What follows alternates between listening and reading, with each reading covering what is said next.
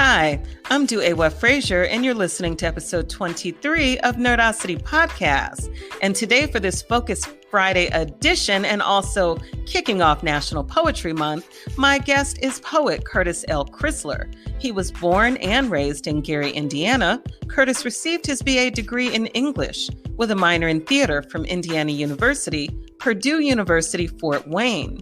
He also received his MFA degree from Southern Illinois University at Carbondale. Curtis's latest book, with co-author Kevin McKelvey, is Indiana Nocturnes, recently published and released by Nebo Publishing in 2020. Curtis's other books are The Gray Album Poems, which won the Steel Toe Books Open Reading Period Prize, Don't Moan So Much, Stevie, a Poetry Musiquarium published by Kattywompus Press, This Ameri-can-ah, which was published by Cherry Castle Publishing. Curtis's chapbook, Black Achilles, was published by Accents Publishing. His previous books are Pulling Scabs, nominated for a Pushcart Award, Tough Boy Sonatas, a YA book, and Dreamist, also a YA book, and a mixed genre novel.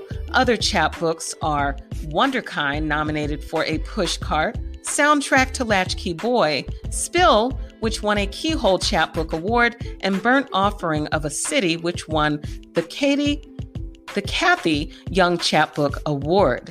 Visit Curtis's website at poetcrisler.com. Thanks so much for listening.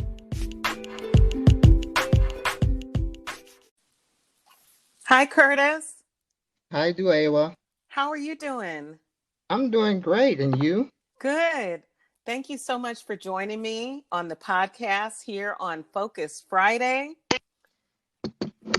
And I really want to congratulate you and Kevin McKelvey on your latest book, Indiana Nocturnes. Oh, thank you so much. We've been trying to get this out forever. So please tell me, how did this collaboration come about? And, what was your inspiration for the collection? Well, a while ago, I think it was around after I graduated, I think we were going to Ann Arbor at one of these, it was like a Midwestern conference, Midwestern Writers Conference, and we had been going there. And the first or second one we went to, Kevin had, we were on a panel together, and Kevin had wrote a poem and read the poem about Midwestern whatever. And then I was like, hey, this poem, kind of feeds off of that poem. And then we did so many poems that we had the first section of what is now the book. And from that point on, we had been writing to figure out how the book was going to come to fruition and be what it is. So we have these poems where we have, like, the first section is a Kevin poem, my poem, Kevin poem. It's like 10 poems, Kevin, me, Kevin, me, Kevin, me. And then we have slide outs, like the Temptations, when somebody had a solo, yes, they slid out. Oh, I love that. And I'm the first slide out. Oh. And yeah, and then you get 10 of my poems. Then we go back to Kevin, me, Kevin, Kevin, me, that kind of thing. Then Kevin has a. So in other words, if I can ask you, so when I'm looking at part 2 solo, that's your solo that's from the poems January to iHop Bump. Yes. Oh, I love that. Okay. Yeah. And then part 3 is the duet again, and then part 4 is Kevin's, and then part 5 duet, again. And then you end with your duet part 5. Yeah. Wow. Well, this is certainly an intriguing work. I love the different themes, but mostly it seems so geographically centered on Indiana. Is that true? Yeah, we're trying to show the aspect of, it's kind of city mouse, country mouse. Kevin's from the Lebanon, Indiana, and I'm from Gary, Indiana. And so we have that, but we're both Hoosiers. And we're trying to address the differences as well as the similarities of what it is to be a Hoosier from the city, from the country, and showing that, we're all the same for the most The part. commonalities. Yeah. Yeah. Beautiful.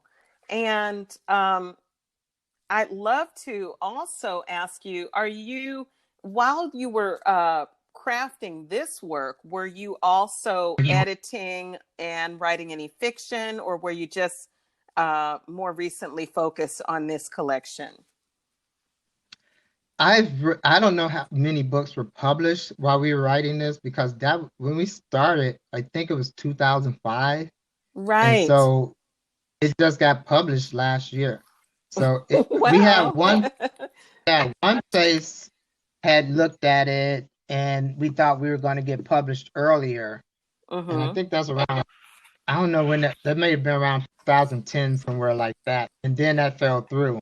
So yeah, we've been doodling with it, revising stuff here and there, taking a poem out, adding another poem, that kind of thing.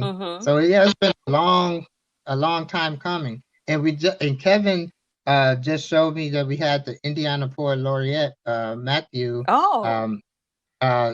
do a review on the book. You're kidding. Congratulations. That's wonderful. Yes, that was so that we were like, thank God. Exactly. Like that's really good press. Yeah. Yeah. And so you mentioned you were, it was several years of putting this together and then to publishing. But since I know I previously interviewed you and you had Black Achilles that came out in 2015. And you also had this Ameri-can-ah that came out. Whoa, was that the same year? 2015? I think so. Or around the same. They were very close. It seemed like they were pretty close. But then, you know what? I did not know. There's something about you I did not know, Curtis. And that's, you are also a young adult author. Yes, I have 2 books, Boy Sonatas and Dreamist. And I have another book that's yet to be published. I think it's going to be called Mama If. And it's at first it was something to the extent of, for the boys we don't pay attention to, or something like that. Sure. And then I got this one poem that came to me, Mama If, and it's a poem that addresses a boy who gave his friend a letter to give to his mother in case he doesn't come back home. Oh, in case. Wow. And yeah. And so what happens is that's going to be the 3rd book on a boy's perspective, on a young adult. And I'm working on these novels for the girls' perspectives that I'm going to write from. Nice. So does that mean, let's see, I know you had Boy Sonatas and Dreamist, a mixed genre novel. Are they, sequel to one another? Or no, they're not really. Dreamist, Boy Sonatas is nonfiction for the most part, and about me growing up in Gary, Indiana. And it's a weird book in the sense that it's a young adult book, because none of the poems have been published in young adult publications. I see. Yeah. They're all published in academic or professional publications. So yeah, and Floyd Cooper was the one who did the illustrations illustrations. Oh, nice. That. Yeah, and so what I'm trying to do now, I had to find out how to get the book, because they took it out of circulation. So it was like for 10 years it was doing all right, but now it's not in circulation anymore. So I want to get it back. I want a publisher to pick it up, so that it could be back out there. Exactly. Well, hey, can you add a chapter, change the title, and there it is, boom. That's what I'm trying to find out. I hear you, because that's what they do. You know what I mean? Ways to go around it. That's what they do in textbooks. You add a chapter. Yes, they sure do. Yeah. And it's like, okay, this is a number 2 or number 3. Volume 2, or Yeah. what do you call it? This is the not volume, and I should know this because I did it with my poetry anthology. Yeah, it's just like it's the edition. It's like the second, third edition. Yeah, second edition. Sure. Yeah, because there's in my technical writing class, I've been using the same book, but I'm on like the 12th edition now. Right. And I started with the 4th. I'm like, there's all they're doing is moving, adding something and moving something. Yes, around. they are. You're They're right. continuing to make money and update it with the same title and same series. Exactly. But I know people who do, like, for a book, if a book has not, when it's what is it called when it's not published anymore? Can't think of the word. Out of print. So some people, some publishers, if they feel it has, I guess, value or whatever, will pick it up. But I don't know the whole thing around what they would have to do to get the book. So that's what I'm. And the other thing, sometimes it's, win an award with another book or get a film, TV deal with something. And next thing you know, all your books are coming back. I hear you. So, that'd be nice. That's wonderful. But I mean, it's nice to see, I love to see writers that have, like yourself, who have such a wide range of genres that you're covering.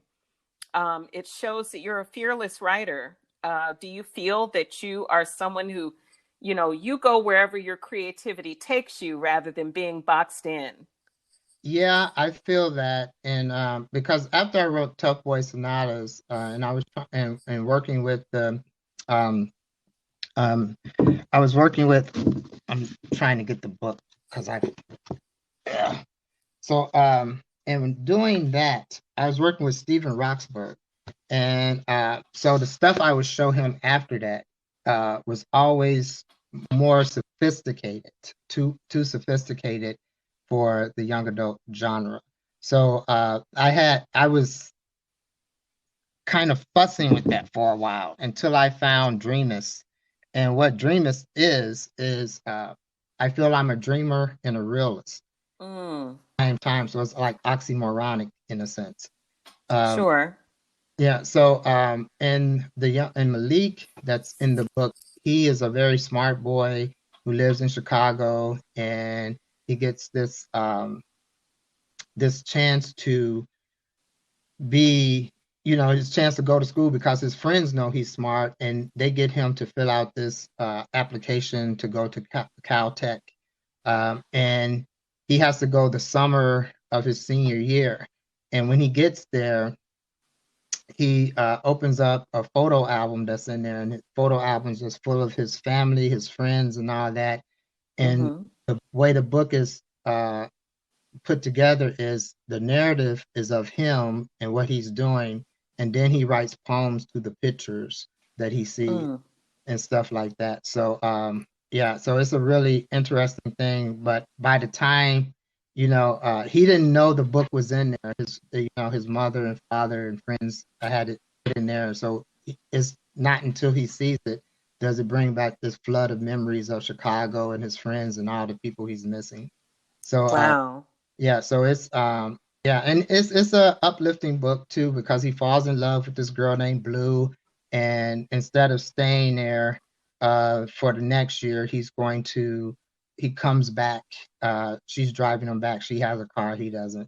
So they're on a trip back to Chicago so she can meet, the friends and stuff like that. So it's it's some tough stuff in there, but it's a real, it has an uplifting kind of feel at the end too. Sure. Oh, that's wonderful. Yeah. And so will you be focusing on that genre moving forward more so? Well, I didn't know what I was doing in a sense, because Tough Boy Sonatas 2 is my thesis for grad school. That was wow. Okay. Yeah, so nice. So it was I wanted to do like one of my friends, Michael Meyerhofer, did, where he had a book published while he was in grad school, because I thought that was so kick ass, oh, now what? Exactly, like, oh, I'm getting published before I even get my degree. Exactly. And by the way, just Curtis, just for our listeners, are you speaking regarding your MFA program in writing? Yes. Or At your SIU okay. in Carbondale. And that's where I met Cool. Kevin as well. So we met in Carbondale. We had the whole adventure of coming back, uh, to Indiana together. And yeah, we just been fast friends since that time. And you all are both teaching in Indiana Yeah, as well. Is that correct? yes, exactly. Wonderful.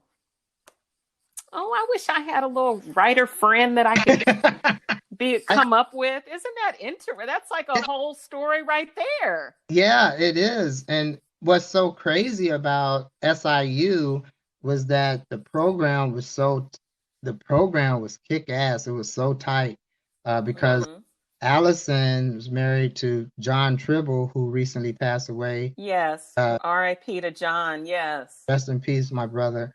And so John was running Crab Orchard Review. Yeah, I remember that. And Allison is, one of the editors there as well. And we had Rodney Jones, June Jordan.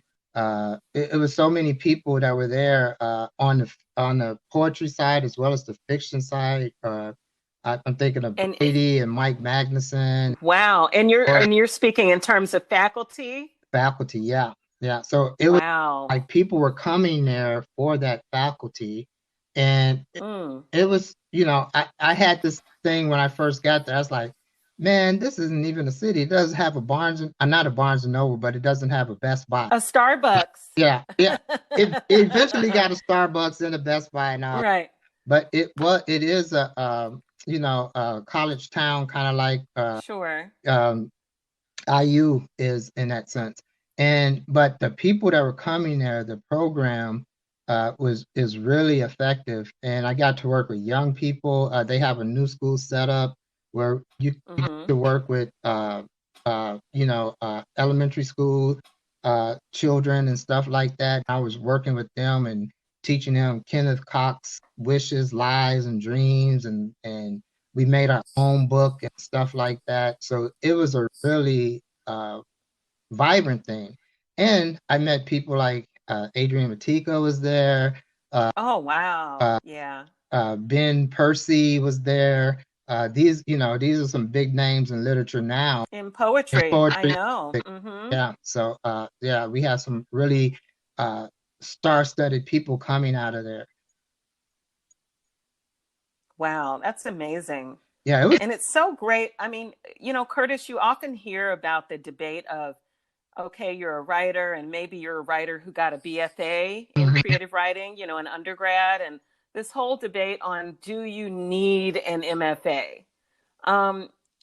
Do you get in on that discussion, or do you have thoughts about that, about, MFA versus, just going it on your own and doing your research and that kind of thing?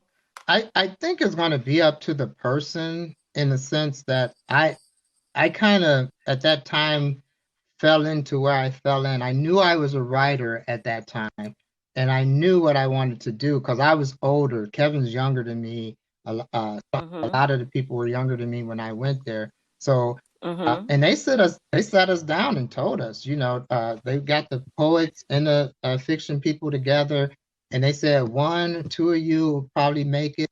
Some of you will become teachers, professors. Some of you will be married and have kids and stuff like that. And I was like, me and who else? Because I didn't come there to play.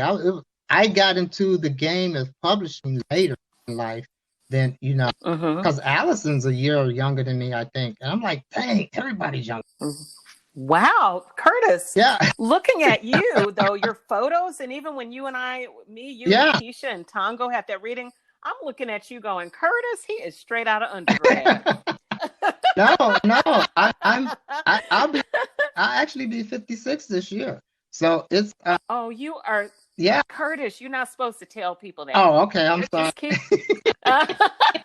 No, I'm just playing. No, but you look. Hey, that's that good. You know what they say. I don't know how to say it. I know. It don't crack as long as you don't crack it. Yes, but I once I got to that um, the understanding of what I was doing, because it was through there. Like Adrian actually had gone to Kavi the year before, and I told. Oh yeah, I know. Yeah. And Kavik, exact. Now, are you a Kavik fellow, Curtis? Yes, I am. Yeah, I thought you were. Yeah, because and he said, well, I said I applied, man, but I didn't get in. He said, apply again, man. You apply again, and he would tell me all these stories and stuff, and I applied, and I would have some of my roommates were like Ross Gay and oh yeah, Ross. Yeah, That's phenomenal. I remember Ross taking me to the to the one I had to be back because I would have these at that time I had these crazy flights early in the morning and stuff like that. Because you were coming from Indiana, yeah, right? Yeah. Yeah. And so he had to drive me to the airport and stuff, and we had these great conversations, just being up all night and stuff. And then the teachers like that you would have Yusef Komanyaka, Terrence Hayes, Rita Dove, all these people that would be there. So many heavy hitters. People were like Walter Mosley was there. He wasn't even teaching. He was just there, He was there hanging out, hanging out sometimes. And I'm so glad I had a picture with him. I bought his book too, but I had a picture with him. And it was a cool picture. And then when you know how you get another phone and you have to upload the stuff, it didn't upload that picture, so I lost that picture with him. But yeah, I remember us being there, sitting down, listening to Lucille Clifton, and it's just, it is amazing. Kavi is a magical place that gives you the validity that your voice matters. And I thought that, what Toy and Cornelius did and does is amazing. And we're all so wonderful. Yeah. Mm-hmm. I've always respected everything they've done for Black poets. And although I'm not a fellow, I'm, really cool and friends with, quite a number of fellows. And, I try to, in any way I can, support you all's work. I see you had Tayemba. Tayemba's going to be on here, right? Later. Yeah, Tayemba is coming up. I know. That's one. The end of the month. Yeah. I'm really looking forward to that because I knew Tayemba from New York. Then we did a Medgar Evers program together once. Oh, okay. Oh, that's cool. Yeah, that boy is beyond talented. On the page, on a harp, the boy played that harp, and he's just a cool dude. I just love Tayemba. He's any poet that rides a motorcycle. I remember the summer he was riding around. That one summer, he was riding around to different places, hooking up with people and just seeing what's going on around the world at that time, or around the United States at that time. Yeah, he's so cool. He's so cool. Yeah. And so it's just really nice to see how all of you are doing so well and continuing to, like you said, you went to SIUC and you were like, I didn't come here to play. Yeah. I had and that's yeah. And I like that. And hey, that's what it's all about. Mm-hmm. And so Curtis, just kind of getting back to Indiana Nocturnes, I'd like to know, so this book was definitely published within the pandemic, right? 2020? Yes. And so I would love to know, what was it like for you or you and Kevin writing and producing new work through this pandemic? Did it impact your writing at all? Did it make you think about writing differently? Or how might it have inspired or affected your creativity one way or another? Well, so as far as the book goes, and Indiana Nocturnes, I think we did it. I think it came out in February of last year, and then so we were setting up stuff. We were going to have all this, we were setting up stuff to have readings and all that stuff, and all of that fell through. Because of the pandemic and people not being able to come out and stuff like that. So we had to cancel pretty much everything that we had planned to do. So what that did was kind of put put things on the back burner in a little in a way. And we did a couple of readings here and them. Malika King has I'm saying that right. She has her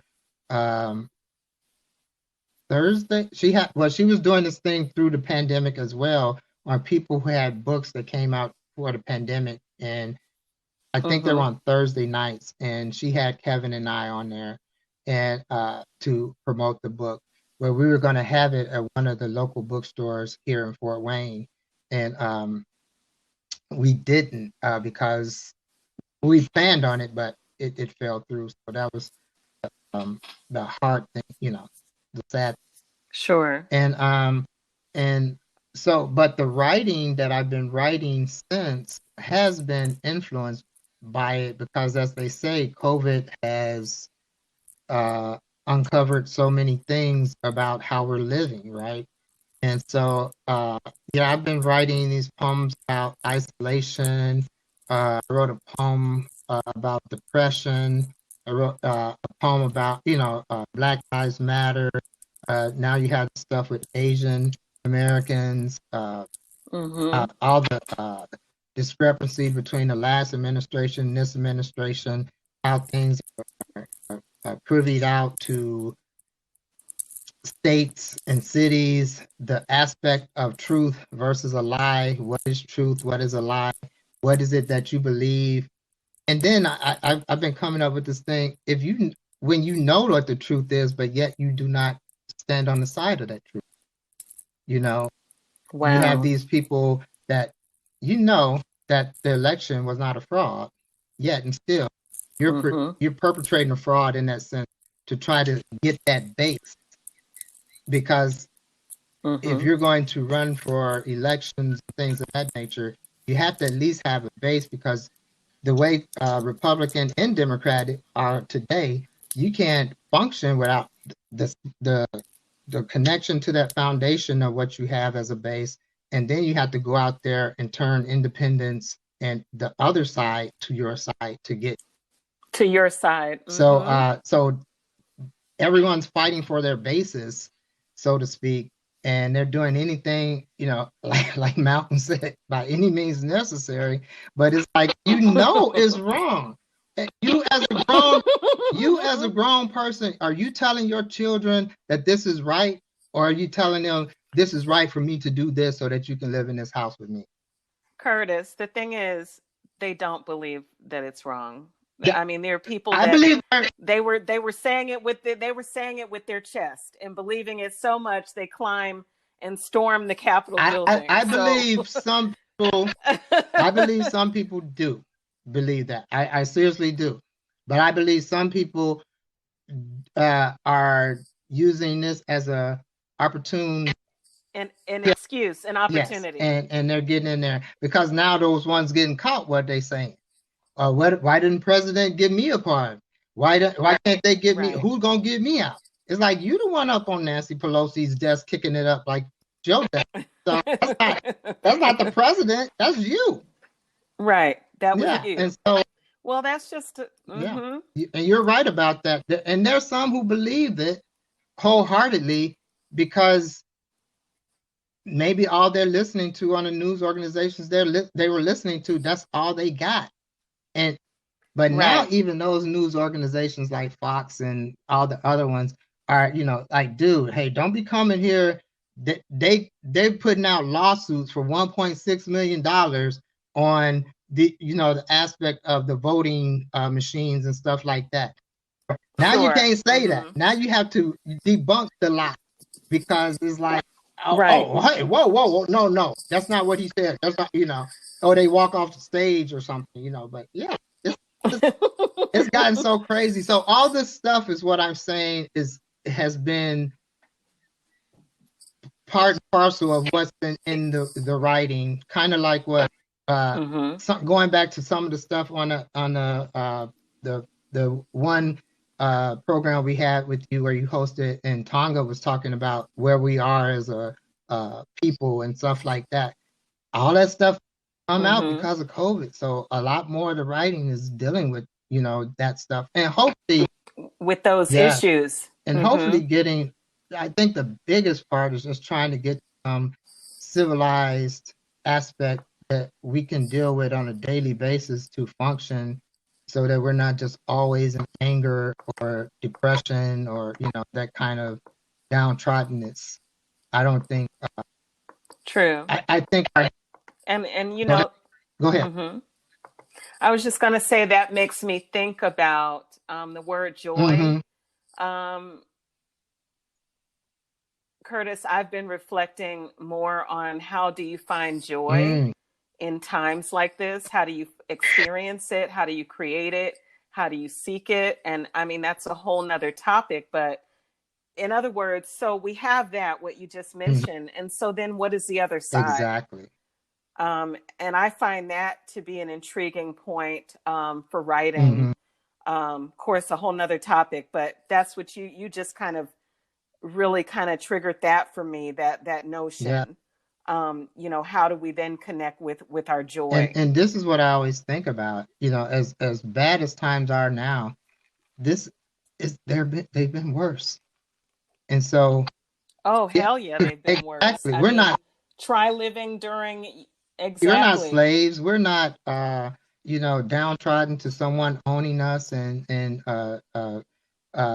this is not Jim Crow anymore. Although there are aspects where these things come out, but we have a voice now. Look what happened this past. And this is the interesting thing about COVID.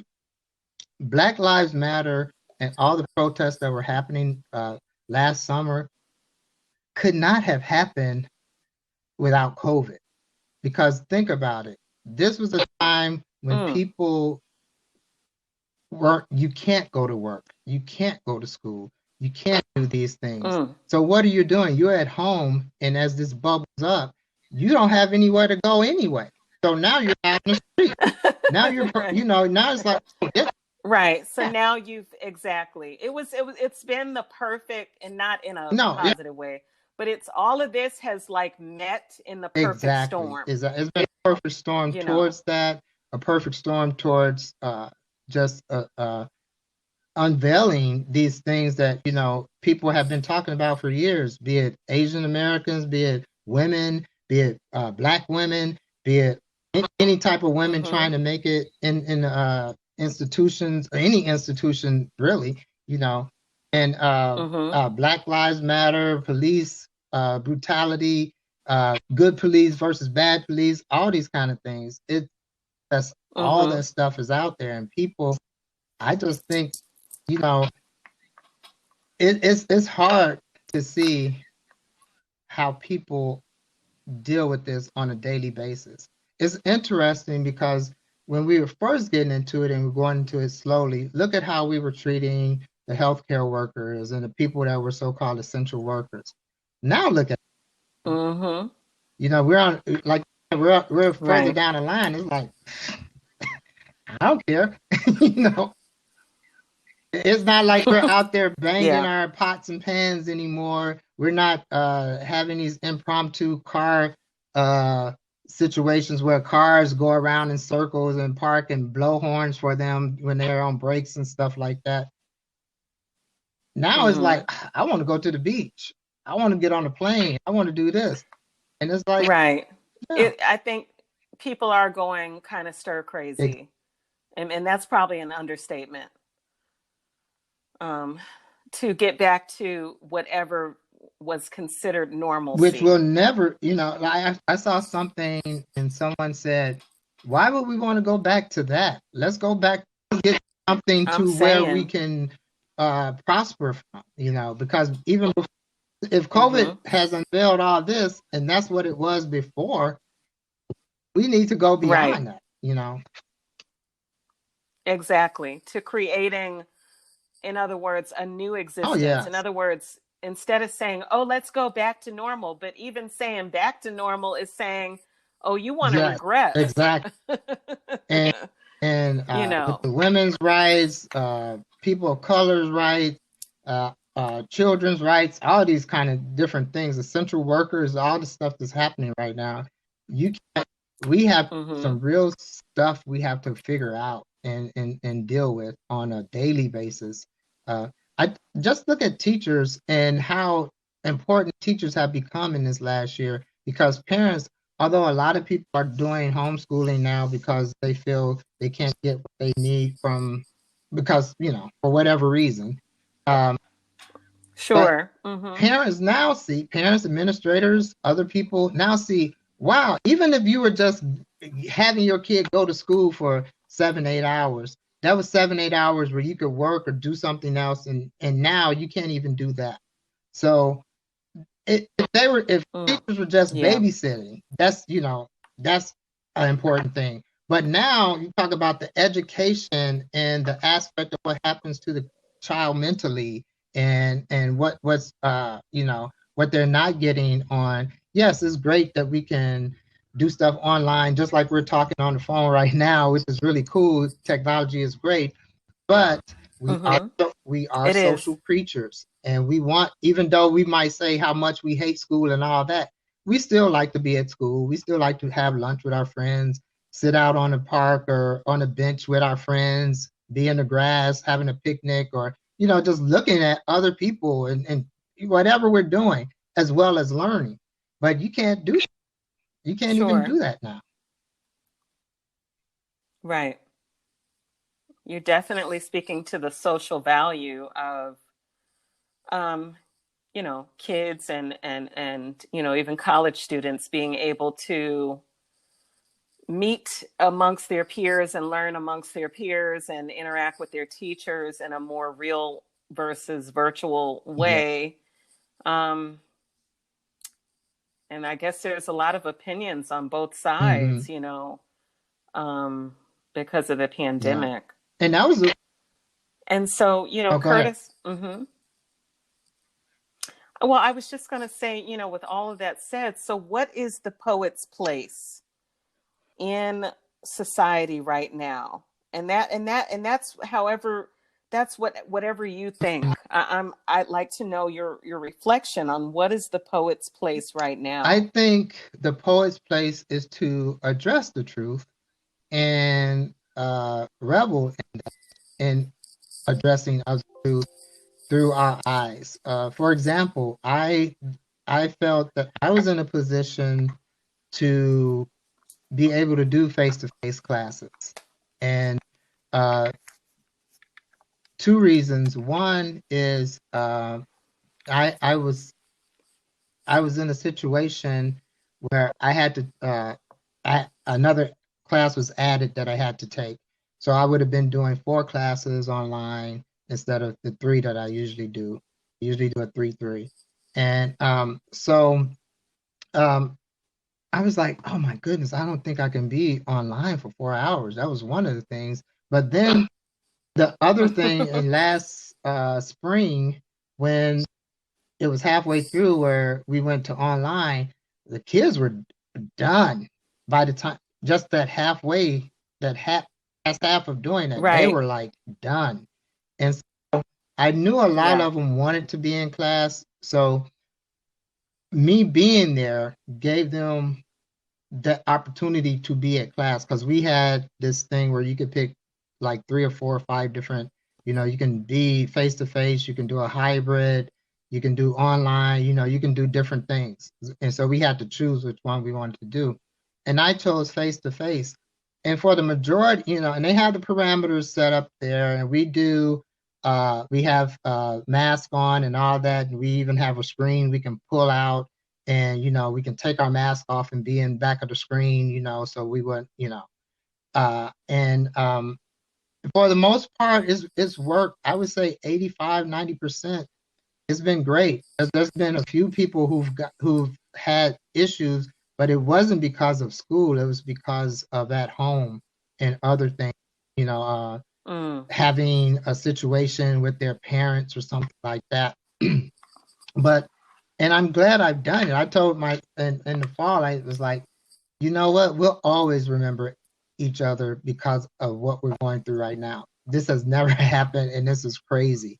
And look, and I thought we weren't going to be able to make it through the first 2 weeks, and we made it through the whole semester. So I did it again this semester, and the kids want it. So I think me being there attests to that. And I also think me being there attests to how I'm looking at the world and how I'm addressing my writing around that.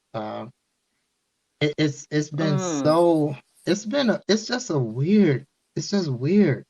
I don't know another word for it. It's just weird. You have to think of there's days when I remember my neighbor downstairs would be would have these conversations, and they would be out on their balcony and stuff like that. And if I had my door open, I could hear them, and I could see the light shining on the trees. And I would just be sitting there, and like in the morning, I have a rocking chair, and I'm on my rocking chair grading my papers, listening to jazz and looking out there. And then I have this night and day of where our trees are and how the light, the sunlight hits the trees versus her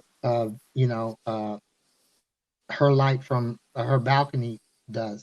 And so I'm writing poems about trees and the aspect of light and dark and how that plays into the situation we're in, and just hearing voices, the aspect of hearing voices, and how it plays up into the ether of what was happening. And so these poems have been addressing that, the voices, the people around me, the voices of those who I've lost. I know 4, 5, 6 people who had COVID and died.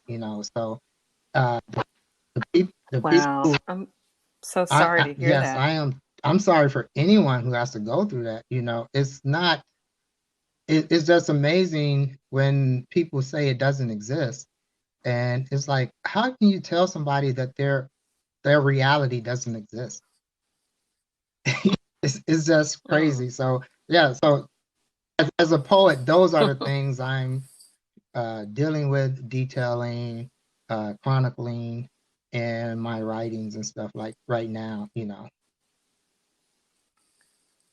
I appreciate you sharing that. And Curtis, what would you say to any young writer who is, they're at that emerging stage? They are considering entering the MFA, or they are finishing their MFA during this time of great uncertainty. They're at a crossroads. What would you say to them? Any tips you might have about their practice and about their pursuit of teaching and or publishing in this current climate? Our events are virtual now. It's not like you're going to, the nearest Barnes and Noble to give a reading, or the nearest university to give a lecture, what have you. What tips or advice might you give? I don't think there's any way around reading and writing. Those are the two things that you have to. That's like the default for what it is that we do, and so reading other people, getting viewpoints from other perspectives. I think one of the big things I do is if I'm getting drugged, well, not, I'm in the mire, in the messiness of the poetry sometimes. What I have to do is go to another genre. So I'll read fiction or creative nonfiction or drama or something else. And then when I come back to the poetry, it's almost like I have new eyes because of what I've encompassed with the other genre. And I think that works really well, no matter what genre you work. If you're a fiction writer and you're getting bogged down in stuff that you may be at the wall of where, where you have to work with the conflict and tension that you're dealing with your character and stuff like that. You can't figure it out. You go to poetry, and then you come back to that. And it's almost like you have new eyes, see the weeds that are sticking up. And so you can just pull those out and get to, a better yard, so to speak, in that metaphor. So it's like read, write, do your craft, learn about you. The thing about when you think about people like Walt Whitman and the nature, right? No, not necessarily nature, but like I want to say these city urban kind of writers who kind of I know what you mean. Walt Whitman, he had a lot of like poems, yeah, yeah. nature poems and poems about, And geography so and I things. think when you, because no matter he and I know Sandberg and I can't think of the black writer I'm thinking of right now, but they were saying, and I know Langston Hughes well, the more jobs and stuff that you have, the more things that you do, the more you have to write about. If all you're doing is just going to, a coffee shop every day and that's it, that can be limiting. But if you're getting out there, some, for example, you can just one day I'm just going to ride the bus.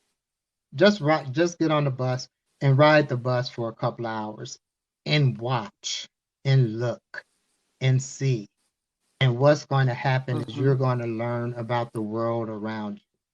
And you can pick out someone and it's like, look at that person right there and just follow them for a few minutes and look at how they maneuver and address things. That can become a character in your writing. And yeah, and it's, I always say we magnify the minute. We have writers, I would just say artists, look at every little thing. They'll look at an ant and give that ant life. And no one was looking at that ant. Or they'll look at a pen and give that pen life. And give it human features, and put alliteration on it and all this stuff and give it a voice. And now we're talking about a pen that no one ever went to, but it just happened to be in the hand of someone who was a great writer, And so if we look at those things around us, then we can encompass things within our writing. And I think it makes it richer because a lot of times we're missing the next door neighbor, the kid down the street, versus, for these big things. And I always say when it's a big issue, sometimes it's too going at it straight on is not the way to do it. Come at it from a human perspective. So like when there's war, if I'm, just going in on the destruction and what this is and the soldiers fighting and all that, that's, you can do that. But what if I come in it from the perspective of a woman who has 3 sons in the service, or a man who has a wife in the service, and first, and now I'm hitting something different. I'm addressing war, but then I'm getting to that human emotion that's dug down deep inside of us. How would you feel if you were this person, And so those type of things I would tell them, because you really, this is one thing, I can't think of James's last name. Sorry about that, James. But he came to our class in grad school and he said, you have to love writing because writing will not love you back. And when he said that, I was like, that's so true. Because at 3 o'clock in the morning when you get that idea, ain't nobody there with you. I mean, yeah, you have the ancestors and all that writing within your psyche and your and your history and all that. Yeah. But for that line or that image that just came to you, you have to get up out of bed and get to the laptop and you have to do your thing. There's nobody there with you cheering you on. That's you and you. And that's right. And another, Mike Magnuson used to tell us, there's nothing that I can tell you besides putting your butt in the seat. You have to put your butt in the seat and write. That's the work. That's the work you have to. And that's the work. And the research and all the other things that go into that. Like I said, Kevin and this is what 15 something 16 years on us putting this book together. We could have been said, wow, nah, man, that's just kick it to the curb. We're done with that. But it finally came to fruition. I don't know how many times I've been on in my yearly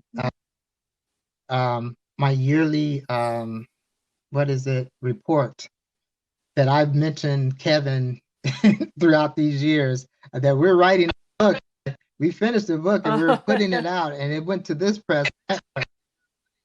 And you're talking about, just to clarify, Curtis, you're talking about Yes, as a faculty member. We have so as on our yearly reports, we have to address all the stuff we did that year, through spring and fall, and give that to our the head of the department so that he can then put together all the stuff that we're doing and all that, and write a summary of what's going on and all that. And Kevin has been in my reports for years. And he's been in your report every year. This thing, and I'm like, yeah, we got, someone's looking at it. The time that someone's looking at it, it was like, oh no, they didn't like it, so, or they didn't pick it up, so we're going to keep looking for other stuff, and just finally get it published. I think it shows too that there's perseverance in what it is that you're doing, and not stuff and Truly. Just sticking it out. And now here we are on this end, and you're talking about our book. That's I always call my book. And it's right here next to me. I have it right here with Black Achilles and Ameri-can-ah. I'm like, we are going to go ahead and bring Curtis's energy all over my desk, so we can have this good interview. And I think it's just cool for us to have, just like you said, you have the book and you have it in your hands. What we wanted to do was have, like, represent Indiana in all our voices, and what it, this aspect of what Hoosier means is not one out thing. There's different voices that make that up, even though the and sure. And Curtis, this makes me think of, like the Appalachian poets. They have their focus on geography and history and their traditions and their style, and it's like a whole pocket of really great poets right there, living, writing, and working in Kentucky. And so, when you say Indiana, this makes me think of that, because we may not always hear about what are the traditions, what are the literary traditions and poets' voices from these certain regions. We always hear about New York City, and we hear about, the folks in DC and the folks in the Bay Area and LA. But this is why I think what you're doing is so great, because you're bringing this region and this history to the forefront. And that's my thing when I went up for tenure and everything was, I didn't know how to explain it until I came up with urban Midwestern sensibility. And what a urban Midwestern sensibility is, basically, is all those people who made it through the migration from the South up north, and their past, their present, and their future. And that's what I'm writing about. And so wow. And Curtis, can you bring your sound up a little bit? Your sound just dropped just a little. It's okay. Is that better? Is that better? Yes, okay. Speak again. So yes, that's better. Thank you. And so I was looking at the warmth of other suns and all these different things that address the Midwestern culture. And there's Black Midwestern literature and things like that have been coming out lately that address the Midwest. And so Kevin and I have a part in it now. I think, and we just want to see that, like you said, New York and San Francisco and Chicago, those are the big places. Paris, those are the big places that we want, Right. Yeah, DC. Yeah. And Atlanta now. Atlanta's kicking big time. Yeah. So Atlanta. we want, we just want to share that. It's not that we're saying one is better than the other one, but there's just more opportunities for the in those type of places. And you serve as representation. I always say, representation matters. So what about that little girl or that little boy from this area who wants to be a writer, they want to be a poet, they're a Black or a brown child. And a lot of times, you know, it's more difficult Yes. to visualize when you don't have representation that you can kind of hold on to in your mind's eye. And so I think that's another reason why this is Yes. so And I important always, as well. I always felt I'm representing those voices who can't be heard. We always talk about the marginalized and things of that nature. And I feel I was one of those voices, and now I'm trying to just pay it forward so that people, when people come up to me and talk about tough boy sonatas, and be they little Black boys, Latino boys, Latino girls, white girls, I've had all kind of different people come up to me and talk about the book, and it just blows my mind. It's like, what? And but if they connected with that, Right. I don't know. I have nothing. I don't know what to say about that, but wow, I'm blessed in that sense, Mm. Yeah. Yes, indeed. Wow. And so, Curtis, this is a perfect segue. If you can, you have any poems to bless us with from your new collection, Oh, yes. Indiana Nocturnes, in collaboration with Kevin So A. I'll McKelvey. start out. There's one called "You Bring Out the Woman in Me," and it comes from a couple of things. Was it Sandra Cisneros? You bring out the Mexican in me, and then Balfi writes, "You bring out the Filipino in me."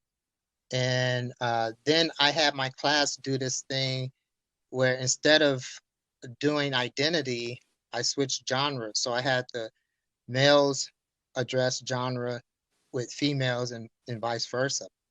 And so you bring out the woman in Wow. me is this from my perspective. And kind of, but Cisneros and Balfi were the ones who kind of brought this to me. You bring out the woman in me. Sure. You bring out the blood, fluid, and pain to the umbilical cord of all my children, breathing and not. You bring out the woman in me, the mama, mommy, mother of voices rushing down the hallway of life's time. You bring out the psychopath in me, the functioning under pressure of me, this nucleus of a thing outside of womanism, outside of feminism, outside of glossy mags and how to please your man overkill when I am the mother to existence of me.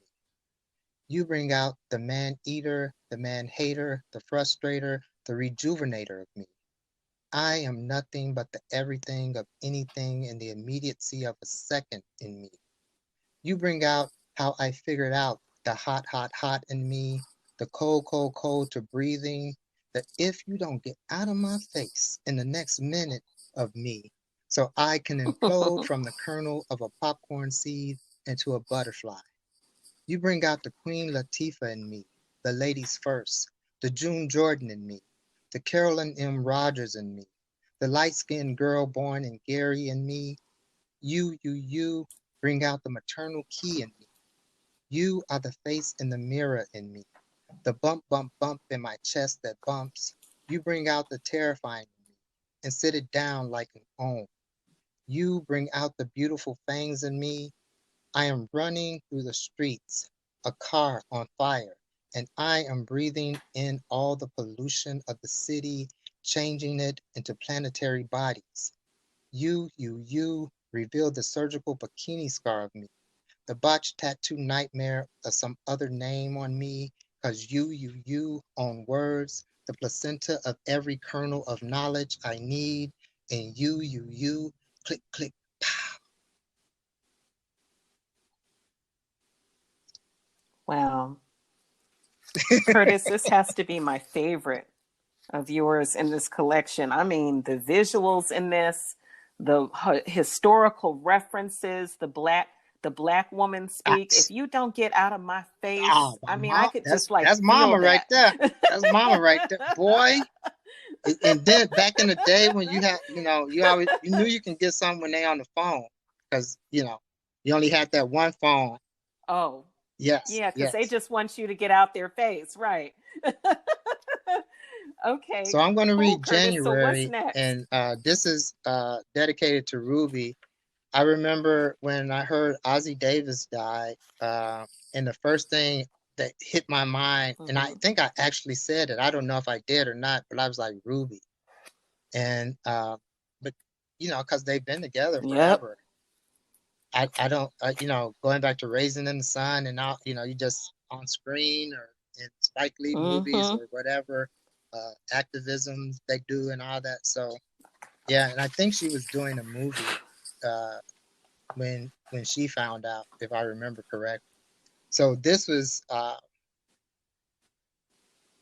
came after Barack Obama was elected and stuff, and so he was dead, and so this is her at the gravesite. January for Okay. Ruby. On a softened quilt at gravesite, the last quilt you made him, OD engraved in Verdana script on surface of sterling silk flask full of sipping whiskey. One of the last places those brown lips touched made a connection. You are talking too fast for him to take in all the life he's fought for. Your mouth keeps spewing, Obama this, Obama that, and how that truth, what Black Moses, what Lincoln, what Malcolm, what Martin, and what LBJ put into play has taken on a couple of more baby steps. How Chi-Town ain't hung like this since '68, when Daley had cops and folks all wired up at DNC. Woo-hoo! Wasn't that a time, Oz?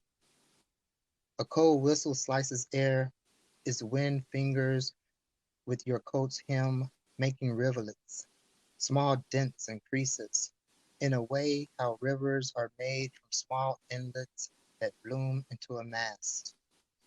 You fidget longer than you thought you could, fidget longer than when you're warm. In an avocado sundress Ozzy purchased for you 3 years back in Lower South Carolina, after the last visit to a cancerous cousin. After all the years of fussing and fighting and loving, he still craved your body. You smile. Old fool, shoots out your mouth, sad ghost scaring nothing, just roaming all around what world it knows best. I Yeah. love that. And again, Curtis, this was January was for Ruby D, the wife Mm-hmm. of Ossie Davis and Yes. the late great Mm-hmm. And when actress I wrote it, she was Ruby alive. D. So, yeah.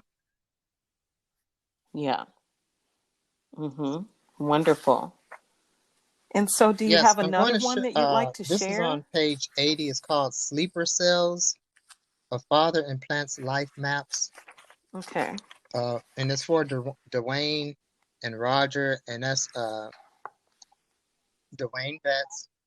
Dwayne Yeah, Betts Roger, and and Roger yeah, and Bonera so when they God. had their kids, Roger had a girl he calls God, and Dwayne has, I think, 2 kids now, if not 3. I can't remember, but it was just so Mm-hmm. moving to see them in their manhood grasp what it is that they're doing. So I wanted to have Wow. this.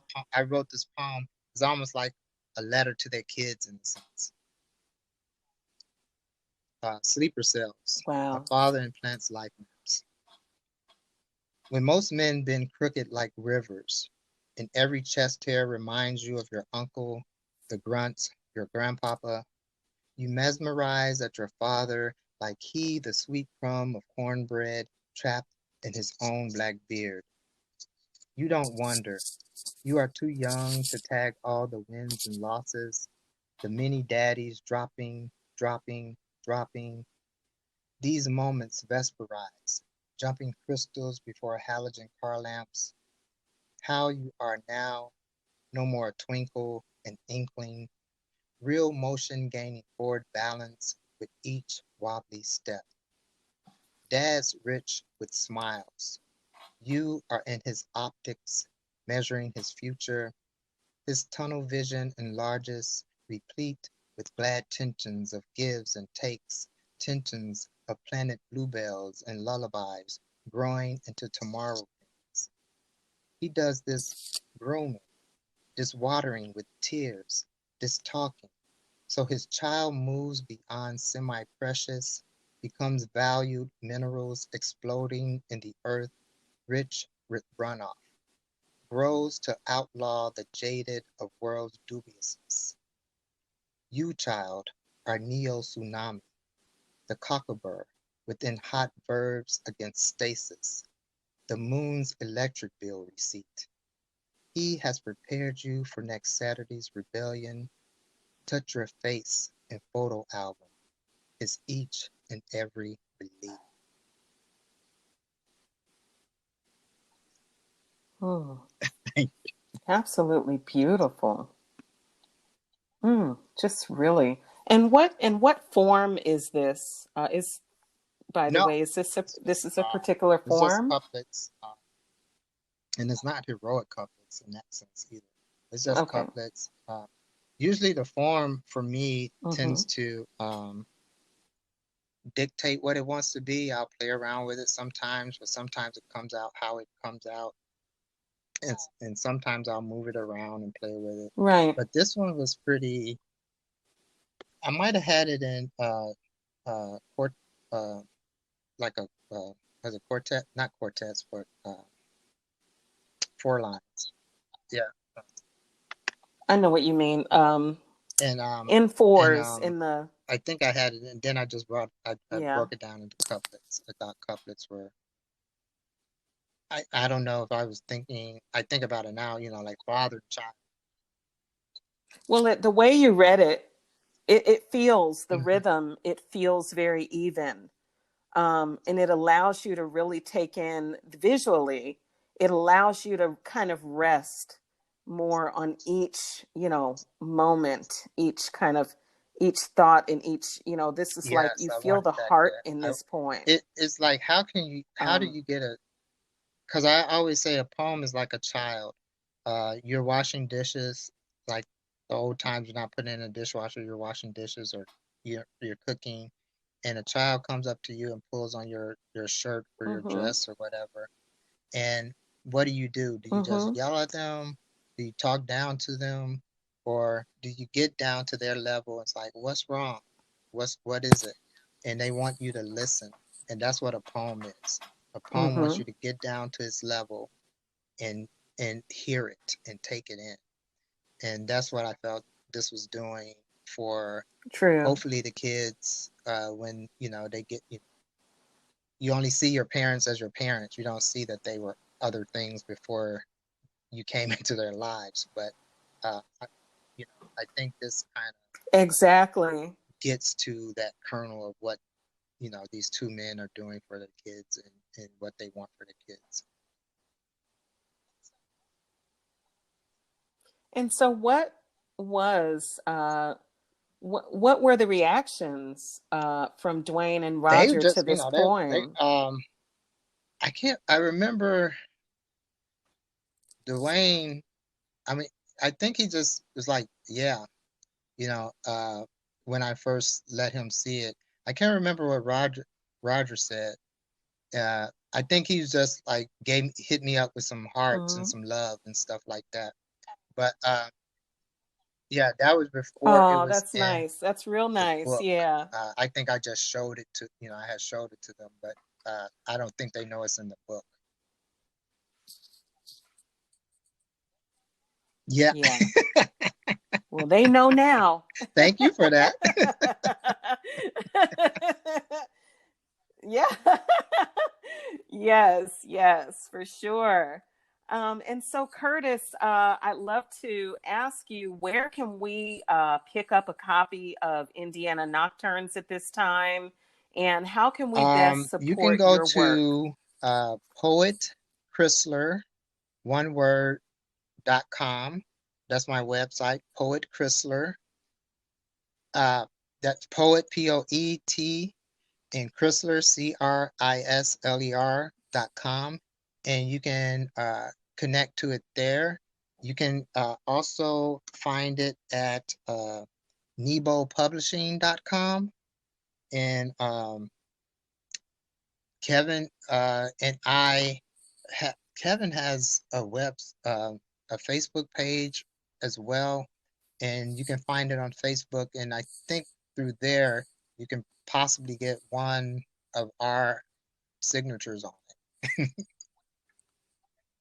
Yeah. Wow. Oh, that's wonderful. And then, in terms of, in case this is a different resource or website, or just in terms of any initiatives you currently have going on, any virtual events, how can we, continue to support you, Curtis, and follow your work? I will. Most of my work is on there. If it's still, I think the only thing, there's a couple of the Boy Sonatas would be hard to get unless you got it from me, which I only have a few left. But every other thing I think you should be able to get outside of a chapbook or something like that. And I'm on Facebook as well. I'm not on Twitter and all the other stuff, but Facebook and my website are the two places that you can contact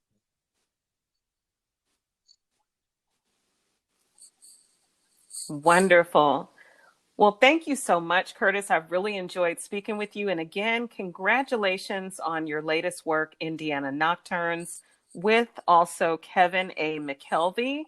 And, I will certainly continue to follow what you're doing and to stay in touch. And I'm glad that you have this new platform as well. I remember the other one being on the other platform that you had. So this is really cool to see you out there and kicking it again. So that's nice. And congratulations to you as well. Thank you so much. All right. Okay, well, take care, Curtis. Bye-bye.